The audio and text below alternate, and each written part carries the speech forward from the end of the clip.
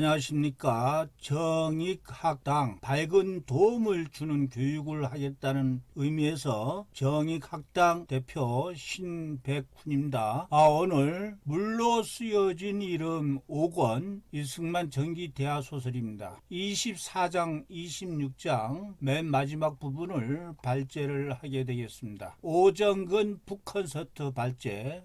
물로 쓰여진 이름 5권째 복고일죠. 사람들의 나쁜 행태들은 청동에 새겨져 남는다. 하지만 덕행들은 우리는 물로 쓴다. 셰익스피어가 이렇게 한 말인데 우리나라 속담에는 또 명심보감의 교훈은 원각수 은각석하라 그랬습니다. 원수는 물에 새기고 은혜는 돌에 새겨라. 은혜는 잊지 말고 원수는 잊어버려라 그런 말이죠. 이거는 현 상황을 말씀하는 거고 이거는 이래서는 안 된다. 다 뜻이 서로 보완이 되는 그런 의미가 되겠습니다. 그런 의미에서 우리 이승만 대통령님을 물로 쓰여진 이름으로 우리는 하고 있다고 하는 것을 찝는 아주 명소설입니다. 저는 이 소설에 읽고 나서 이런 생각이 들었습니다. 저는 유학도로서 저는 왜 유학의 길에 아주 피리 꽂혔냐 그러면은 참 아분시에 부모님의 사랑을 믿어서 버릇없이 내가 아무리 나쁜 짓 하더라도 비록 배신 때리더라도 부모는 나를 무조건 사랑해 줄 것이다 믿어가지고 폐륜이죠. 폐륜은 인간이 아닌 거죠. 인간이 아닙니다. 그래서 논어의 공자님께서는 효에 대해서 이렇게 얘기했습니다. 지금의 효를 보면은 전부 능량이다. 능량. 즉 복량을 잘한다는데 그 무슨 얘기냐. 견마에게도 모두 먹이를 줘가지고 길러줌이 있는 건데 여기에 잘 먹이기만 하고 공경을 하지 않는다면은 견마, 개견자 말마자 소나 개돼지를 키우는 거나 다름이 없지 않겠느냐 그러는 겁니다. 그래서 사람이 견마를 기르면 모두 음식으로 길러줌이 있으니 만약 그 어버이를 복양하기만 하고 공경함이 지극하지 않다면은 개나 말과 소를 기르는 건 무엇이 다르겠는가 하는 것입니다. 그래서 복양만 잘한다고 해서 은혜에 친합 버릇없이 하고 그 사랑을 믿어서 공경하지 못한다면은 이게 아분시입니다. 아분시에 이 아분시에 저는 피리 꽂힌 바가 있었습니다. 우리가 국부 우리나라를 건국하신 아버지 이승만 대통령에 대해서 과연 나는 그렇게 했는가. 저는 이 소설을 읽으면서 엄청 반성을 했습니다. 공자님께서는 효를 어김이 없어야 된다. 사람이 도리로서 어김이 없어야 된다. 이게 번지라고 하는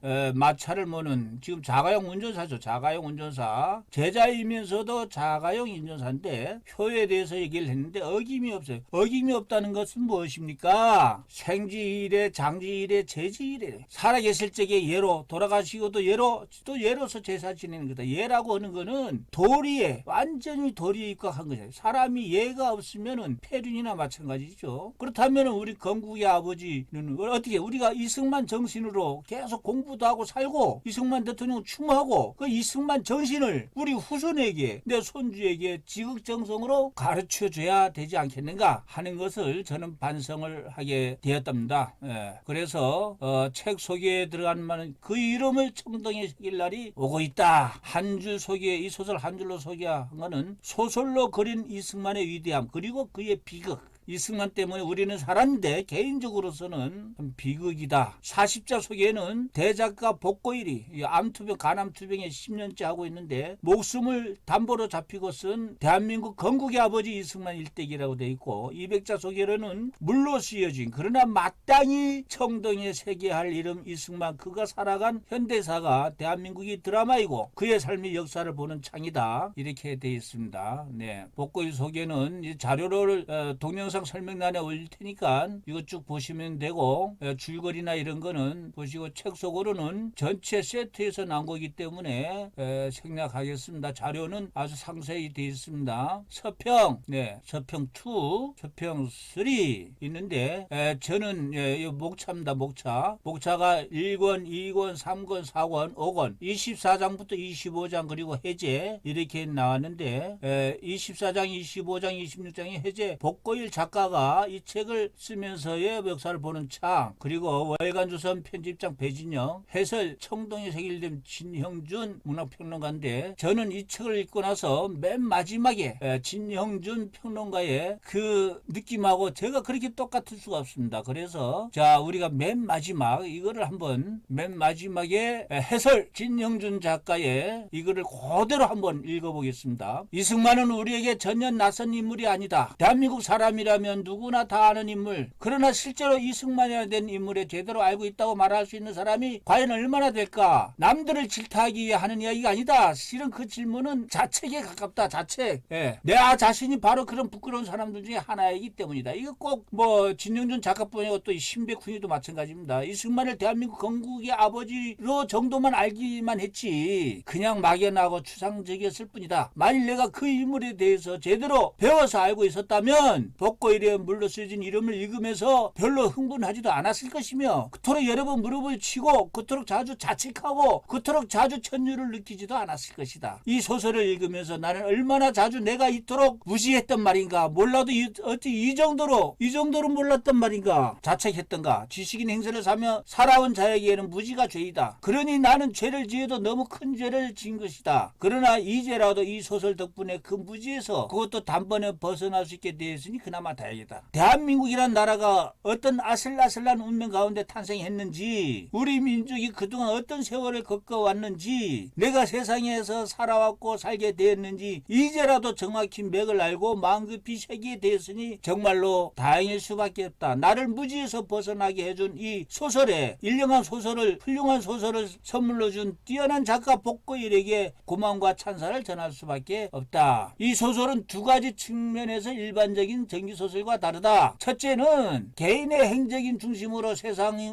그런 소설인데, 이거는요 세계사적 맥락에서 복고일 작가의 안목 덕분이기도 하지만 실은 이승만의 안목 행동 하나가 이미 세계사적이기 때문이다. 또 둘째는 정기 혹은 정기소설은 주인공을 미화로 이루어지는데, 실상은 이 소설은 이승만 인물의 실상을 그야말로 덤덤하게 그리고 객관적으로 우리에게 보여주면서 이 이름에 붙여진 온갖 왜곡된 편견들을 벗겨내준다는 의미에서 정말 몰라도 정말 너무 몰랐구나 하는 자책과 함께 감동이 주게 된다. 문학이라는 형식을 객관적 진실을 밝히는 매개로 사용한다는 것은 흔한 일이 아니다. 그러면서 동시에 문학적 감동을 지켜준다는 것은 더욱 어려운 일이다. 그 어려운 일을 훌륭하게 수행한 작품이다. 단테의 신곡 지옥편을 보면 지옥에서 벌을 받고 있는 죄인들 중 가장 무거운 죄가 배신 때린 겁니다. 배신 때린. 지옥에서 가장 깊은 제일 9번째 구렁이에서 벌을 받고 있대요. 그래서 또 자신을 믿은 사람을 배신한 죄, 조국을 배신한 사람, 하느님을 배신한 자가 가장 중한 벌을 받는다. 배은망덕도 배신이 죄에 해당한다는 겁니다. 우리가 유난 이승만이라는 이름을 청동이 새긴 이름이 되게 하자는 것은 그가 우리에게 베푼 은혜를 새기자는 뜻이고, 배은망덕이 죄에서 벗어나자는 것이고, 이승만이라는 인물이 선물난 세상에 살면서 우리가 배신 죄 지른 구렁이 벌을 받는 것은 하지 말아야 될 거 아니겠는가. 이승만이라는 이름을 청동이 새기기 위해서라도 많은 사람이 이 소설을 읽었으면 좋겠다. 정말 이 책은 문학이라는 형식을 통해서 이런 진지한 질문을 다시 던지는 전 세계 유일한 작품이라 사실, 이것만으로도 이 작품은 충분히 노벨 문학상감이 아니겠는가. 예, 그렇습니다. 이 마지막 부분을 보면서 다시 처음으로 돌아가겠습니다. 그래서 전 5권 24장을 하는데 제가 항상 발제를 하면서 챗GPT와 빙과 바드에 대한 거는 이렇게 바드에 대해서 일단 질문을 한번 던져보고 바드가 함축해준 내용을 가지고 제가 또 읽으면서 참고를 하니까 참 좋았습니다. 바드가 작성한 거는 까만 테두리, 또 이거를 확인합니다. 바드가 작성한 그대로 보지 않고 참고하면서 본 책에서 요약한 건 빨간색, 그리고 이렇게 하면서 발제자가 감성력 연구에서 올린 거는 파란색, 청색. 그래서 바드에게는 이렇게 되어 있습니다. 야, 도서 저자 복고일에서 목차에서 이거를 말이지 3천자 범위 내로 북커서도 발제 대본으로 요약해달라. 그러니까 이렇게 해줬습니다. 구글에서도 바드가 한 거 다 믿지 말고 꼭 확인을 하라. 그렇게 되어 있습니다. 그래서 물로 쓰여지는 오름 24장 히로시마에 대해서는 이렇게 바드가 핵폭탄 투하의 배경, 이승만이 히로시마 방문, 이승만이 원전 쿠데타 비판 이 타이틀로 이렇게 해서 하는 게 좋겠다고 하는 의견을 주었습니다. 발제자는 조곤조곤 독서를 정독을 하면서 24장에 보면은 넵코 작전이라고 되어 있습니다. OSS는 이제 이승만 대통령이 했다는 겁니다. 1942년에 OSS 전신 정보조정국 미국에서 중국의 특수임무 파견부터 이 일에 관여를 해서 아이플리데이가 지휘하는 이 부대 제1기 훈련생으로 우리 장석윤을 이승만 대통령이 추천을 했다는 겁니다. 그래서 장석윤하고 이승만 대통령에서 이렇게 했던 겁니다. 그냥 이승만 대통령께서는 누구같이 테러 위주가 아니고 외교하면서도 이런 첩보 작전을 했다는 거에 대해서 저는 이 책을 보면서 알게 되었습니다. 원자탄 개발, 이 원자탄 개발에도요, 이 OSS에서가 우리 아이젠하워라든가 독일의 아주 그냥 최고의 과학자들을 독일이 이 원자탄을 가지면 안 되지 않겠느냐. 그래서 이걸 납치해서 하자. 근데 납치가 만약에 곧되면 어떻게 되냐. 이거를 할 만한 사람은 미국에서 아이플러 대령 OSS 대장 이 사람 빽이 없다고 해서 미국이 아주 고위 참모들이 대령 앞에 이렇게 브리핑을 합니다. 대령이 질문을 합니다. 좋다. 독일 과학자를 내가 독일에서 지중해로 하려고 할 때 시경찰이나 어디 나를 알아서 체포하려면 어떻게 되냐. 야, 그러면 그렇게 뛰어난 과학자들을 독일에 넘어가게 할 수는 없지 않느냐. 그렇다면 그렇게 유일한 거는 그러면 그 과학자를 죽이는 것이다. 그럼 내가 그를 죽이고 경찰이 나를 체포하면은 나에게 무슨 일이 일어나냐. 야, 이 아주 참 결정적이죠. 그러자 데프티가 얼음처럼 차갑게 말했답니다. 우리는 당신의 이름을 들어본 적도 없어. 이렇게 냉엄한 거죠. 그러자 대령이 말했다. 오케이, 좋습니다. 시작하겠습니다. 예, 이렇게 해서 진행이 된다는 겁니다. 참 소설을 보면서 영화를 보는 것 같았습니다. 그는 한숨을 길게 내쉬었다. 이승만입니다. 일본이 항복할 가능성이 전혀 없었다. 세일란 오키나와 싸움에서 일본군은 계속해서 가미카제로 미국에 당해 싸움에 졌다는 것을 인식하면서도 싸움을 그칠 생각을 하지 못하는 상황이었다는 겁니다. 그래서 맨하튼 계획, 유명한 맨하튼 계획, 이것이 언제입니까 이게? 7월 16일에 원폭 시험을 합니다. 8월 6일 날 터졌죠. 히로시마에. 원자탄 투하는 8월 6일 날 꼬마 리틀보이, 또 8월 9일 날 나카사키 뚱보 페트. 그런데 여기 보십시오. 러시아가 마주치는 거. 원자탄 터지는 거 보고 바로 이틀 만인 8월 8일에 오후 5시에 일본에게 선전포고를 했다는 거 아닙니까? 이 참 공산 국가들이 참 아주 참 뭐라고 이 사람들의 악마 같은 것에 표현을 해야 될는지 모르겠습니다. 자, 25장은 도쿄입니다. 도쿄. 자, 일본의 군인들은 무조건 결사항전입니다. 결사항전, 옥새. 그래서 하다 안 되니까 천황이 이제 왔습니다. 천황이 오니까 모두 천황에게 부동자세 섰죠. 가슴 깊은 곳에 지미는 감정이 드러나고 천황은 입을 열었다. 짐은 국내와 해외의 상황을 깊이 살피고서 전쟁을 계속하는 것은 국가의 파멸과 세계적 유혈과 잔나기 연장을 의미할 뿐이라고 결론 내렸어. 짐은 우리 죄 없는 백성들이 고통을 겪는 것을 더 이상 볼 수가 없어. 전쟁을 끝내는 것은 세계 평화를 회복하고 국가를 참혹한 불행으로부터 벗어나게 하는 유일한 길이요. 이렇게 천황이 하니까 천황의 결정이 일본 정부의 공식적 결정이 된 것이고, 천황은 또 군부들을 설득을 이런 식으로 했다는 겁니다. 천황은 육성 방송이죠.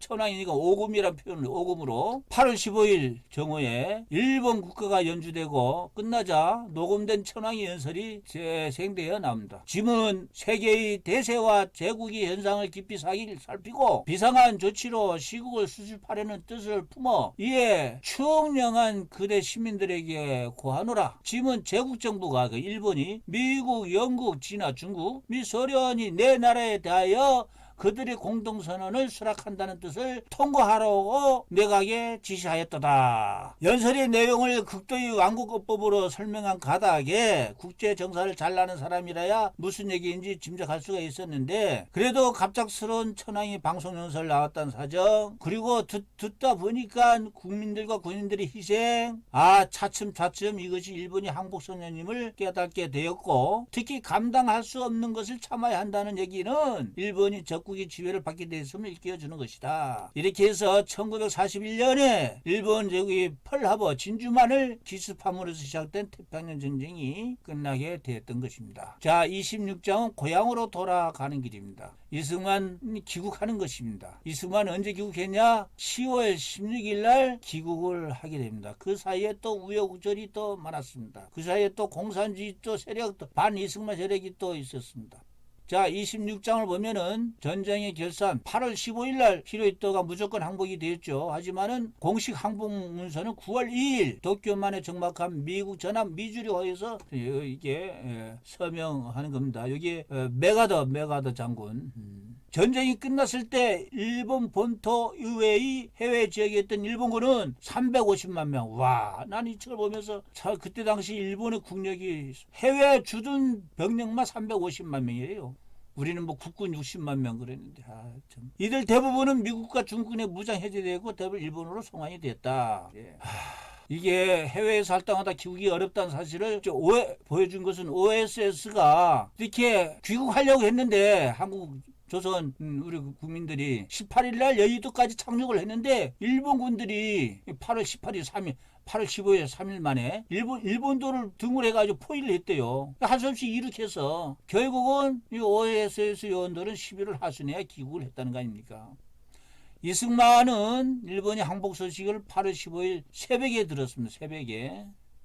일본이 패망할 것이라는 건 알았지만은 그래도 공식적으로 항복 선언을 했다는 사실은 묵직하게 이승만의 마음을 밀고 들어왔습니다. 이승만은 곧바로 트루먼, 장개석, 스탈린에게 승진 축하 정보를 보내는데 아주 적절한 외교적 언사를 썼다는 겁니다. 트루먼에게는 대한민국 임시정부가 미국 제도를 본받았음을 언급했고 장개석에게는 두 나라가 동일한 문제가 있으므로 밀접한 협력이 필요합니다라고 썼습니다. 공산주의 세력이 위협에 함께 대처해야 한다는 얘기였다. 스탈린에게는 한국이 러시아의 안전에 도움이 되려 한 점을 강조했고 평화를 사랑하고 소비에트 연방의 변치한 호의를 가진 우리 3천만 한국민이 건설한 통일 민주주의 독립국가가 대야 소비에트 연방과 극동아시아의 평화 안보를 지키는 안정장치가 될 것이라고 파격한다. 영국 수상 애틀리에게는 8월 21일에 축하 정보를 보내면서 아주 민감한 문제를 언급했다는 겁니다.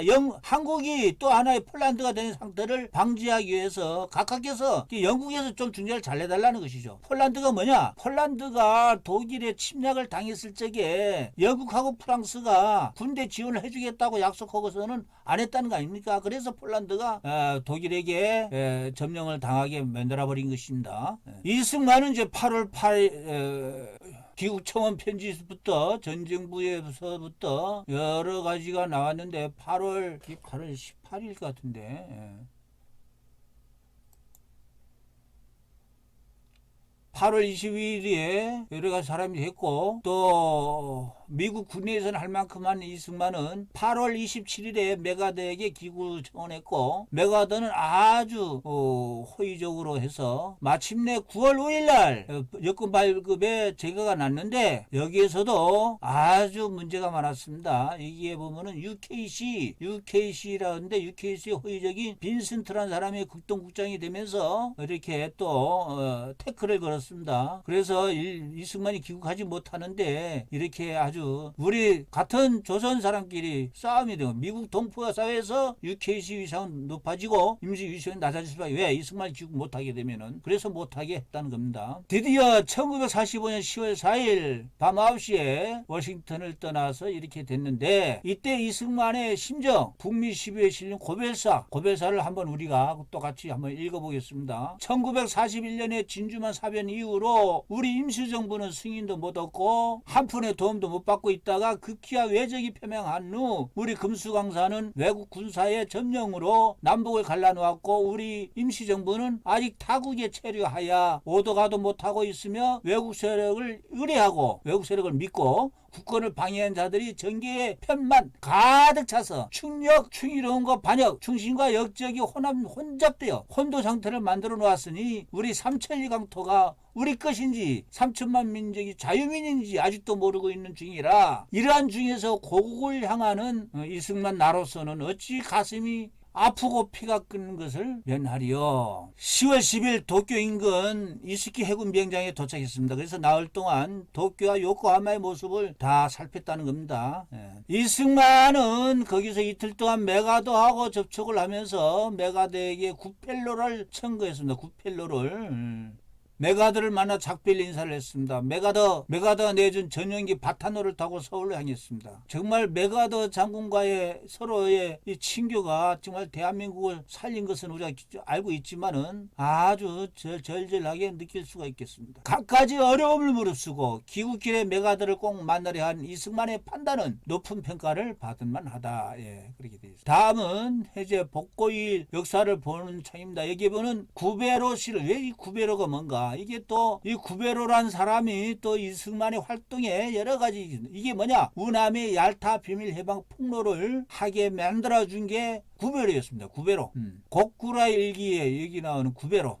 폭로의 효과는 정말로 미국 사회에서 우남 이승만이가 이렇게 강국들에 이렇게 한 거를 폭로하는 거는 만국 조선이 존재가 잊혀지는 것이 제일 두려운 거 아니겠습니까? 그래서 조선 조국이 잊혀지는 것을 막기 위해서 평생 진력 했던 사람으로서 이렇게 하다 보니까 미국 시민들과 관료들이 정치가들이 코리아를 결코 잃지 못하도록 만들었다는 거 아닙니까? 덕분에 러시아가 슬그머니 한반도를 장악할 위험은 크게 줄어들었다. 동아시아에 관한 비밀협약, 영구 과제로서의 구베로의 정치, 구베로의 본명은요 에밀 헨리 고브로라서 아주 미국에서 뛰어난 언론인이고 그런 사람이었습니다. 우남의 고독한 결단, 얄타 비밀협약을 폭로하는 구박 제방을 하면서 정말로 고민을 많이 했다고 합니다. 또 우남의 환경은 이 시대가 식민 제국의 융생기라는 뭐 강대국 사회였죠. 강대국. 그래서 만국인의 약소국은 존재를 무시당하는 입장이 당연한 거죠. 그럼에도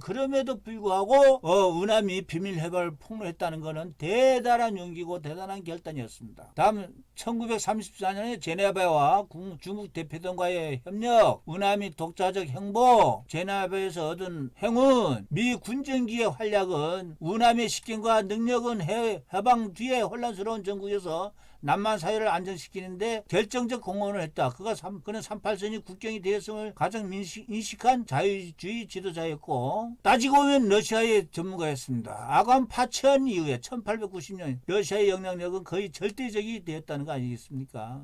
자, 여기에서 정업 발언이 나옵니다. 정업 발언 그때 남과 북이 이제 갈렸으니까 뭐 단일 정부를 해야 된다고 할 적에 여기에 정업 발언이 나옵니다. 아물란 전망에서 거의 정업 발언이 나왔다. 이제 우리는 무기 기약 없이 후회된 미소 공동위원회가 재개될 기색도 보이지 않으며 통일정부를 고대 하나 여의케 되지 않으니 우리는 남방만이라도 임시정부 혹은 위원회 같은 것을 조직하여 38 이북에서 소련이 철퇴하도록 세계 공론에 호소해야 될 것이니 여러분도 결심해야 될 것이다. 이 발언은요 정치적 자살과 같은 발언 아니겠습니까? 그때 당시에 전체 온 국민들이 단일정부 그렇게 했을 것인데 참 이걸로 보면은 정말 이 선지자 이승만을 우리는 존경하지 않을 수가 없습니다. 그래서 국제연합 주도의 총선거 이거에 대해서는 이제 아주 또 잘 나와 있습니다. 한국전쟁 초기의 위기관리 이승만의 그 많은 업적들 가운데 가장 두드러진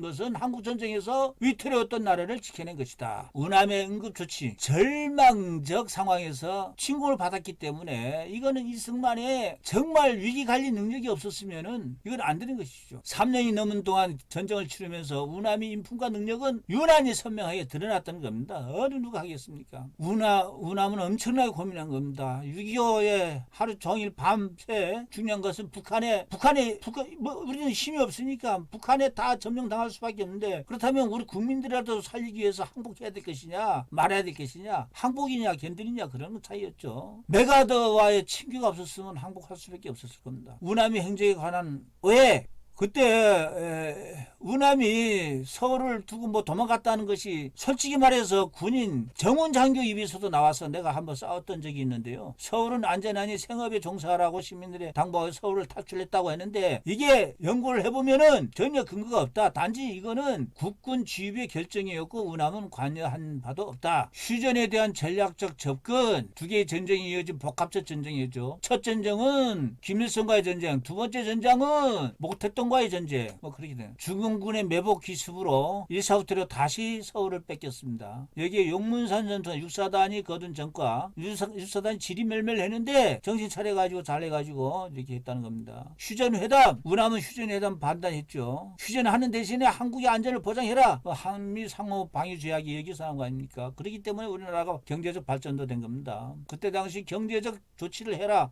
하는 얘기가 이승만의 아이디어였습니다. 다음 배진영이 이승만과 그의 시대, 약소국 망명객이 짊어져 있던 시대의 짐, 이승만이 안 보이는 이승만의 이야기. 이 소설은 정말 이승만이 없지만은 어떻게 이승만이가 그렸던 그때의 상황과 맞물려서 했는지 정말로 아주 세계사적을 했다. 이승만은 왜 외교 독립을 노선을 택했는가? 재미있게 읽어 내려가다가 마지막에 머리를 맞은 것처럼 딱 느낌이 왔다. 충격이 왔다. 작가의 의도, 복고일 작가의 의도를 깨달은 것이다. 이 작가가 쓰려고 했던 것이 이승만 개인의 고초와 고뇌, 우람으로 하여금 그런 고초와 고뇌를 하게 만든 그 시대의 역사를 정리를 한 거였구나. 이승만 대통령 아시다시피 방공 아닙니까? 방공. 공산주의는 콜레라라고 한 게 이승만 대통령이었습니다. 명언 중에 명언입니다. 정말이지 이 세계 전쟁을 치르고 전 세계를 조금만 미국 국무 관료들에게는 코리아는 눈에 보이지도 않았죠. 하지만은 이승만이 세계를 보는 눈은 미 국무부 관리도 훨씬 넘어섰고 그 이름도 했지만은 그러지만은 이거는 뭐 힘없고 빽없는 늙은 망명객에 불과했다. 자, 여기에서 복고일 작가가 에밀 구베로가 에밀 헤니 고브르라고 하는 것을 바뀌는 거다. 이거는 잡지 기자 배진영 편집장이 보기에도 탁월한 심층 탐사 보도였다. 이렇게 했습니다. 예, 다음에 청동의 세계일 이름 진형준. 네, 이 부분은 아까 제일 처음에 제가 읽었던 바가 있습니다. 네. 물로 쓰여진 이름 5번. 전 세계 유일한 작품 충분히 노벨문학상. 저는 이 책을 발제하게 해준 우리 오정근 자유시장연구원 원장님께 정말로